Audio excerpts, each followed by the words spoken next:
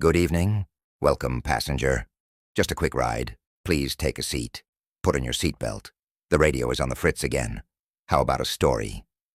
Yucca Man. First-person account location. Edwards Air Force Base, California. Narrator, Airman First Class. Daniel Reyes. Date, May 11th, 1983. Status, unofficial incident log. You ever feel like you're about to lie, even when you're telling the truth? I never believed in ghost stories or cryptids. I was raised in Phoenix. Flat desert, concrete heat, the kind of place where nothing feels supernatural, just dangerous. I joined the Air Force because I didn't want to spend my life bagging groceries. That's the truth. My first assignment out of tech school was Edwards, middle of nowhere. My mom called it a godless sandbox, California. How could I do that to her? I was pulling night security along the eastern perimeter. It was my second week. I was alone. Routine check. Wind low. Radios quiet. That stretch of the base is mostly fencing, Joshua trees, and dirt. The moon was half full, enough light to kill the flashlight.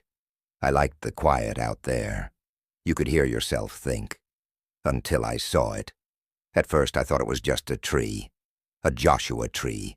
Tall, spindly arms, about 30 yards out, beyond the fence line. But it didn't look right.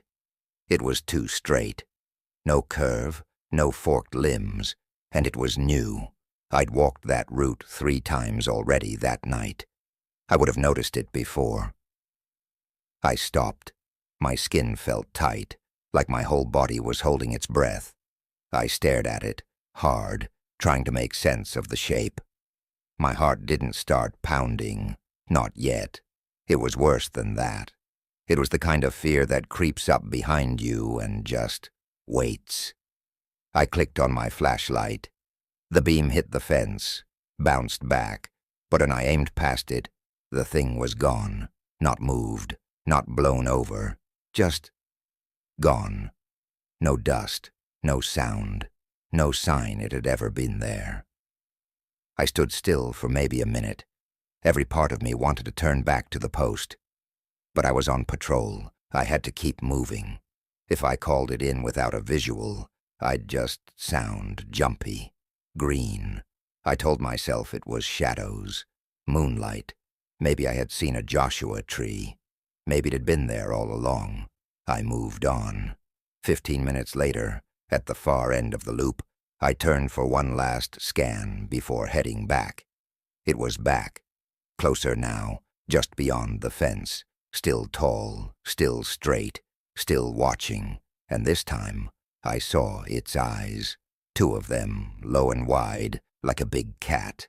Glowing, not bright, not shining, catching the light. Pale yellow, like headlights seen through fog. They didn't blink. They didn't shift.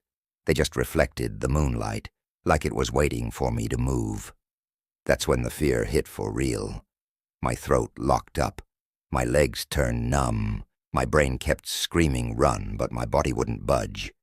Then it took a step. One long, clean stride forward. No sound, no dust. The eyes never broke a contact. I swear the air tightened. Like whatever this thing was, it bent the world around it just by being there. I didn't run. I couldn't. I turned and walked, fast, back towards the post. Every inch of me was screaming to go faster, but I knew somehow that if I sprinted, it would follow. My hand was on my sidearm the whole way, not that it would do anything. I sat in the dark for the rest of my shift. I didn't radio it in. I didn't speak.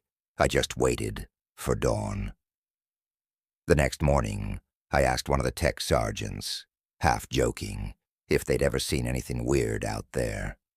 He didn't smile, just said, "Yucca Man, don't follow it, don't talk to it, don't shoot it." I thought he was messing with me, until he added, "You're lucky." Most people don't see him twice. I never asked again. I never had to. I never saw it again. But I never stopped looking. Well, here we are.